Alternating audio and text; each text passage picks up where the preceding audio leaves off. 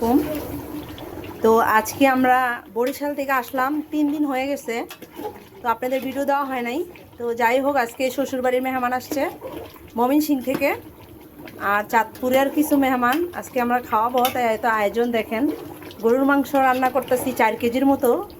যদি শর্ট পরে নিচে হোটেল আছে কিনা নিয়ে আসবো।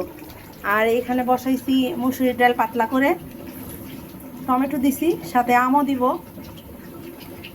তো আপনারা তো জানেন আমের সিজন। আর আমাদের পাশে 2টা খালা আসছে।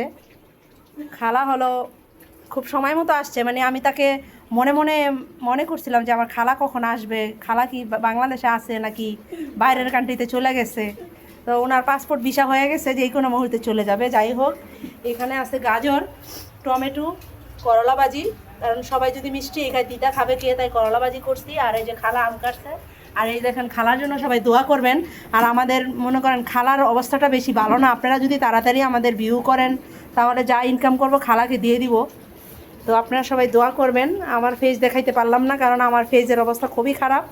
আর এই যে দেখেন, এখানে লেবু কেটে রাখছি, আরও লাগবে।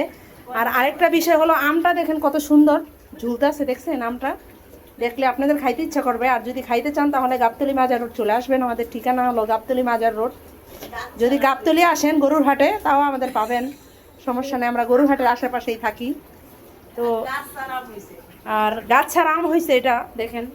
আপনারা অচানক হইবেন যে থালাবাটির র্যাকের ভিতরে কিভাবে আম হইলো। এই বিষয়টা আপনাদের পরে জানাবো। আজকের জন্য বিদায়, সময় নেই। আল্লাহ হাফেজ।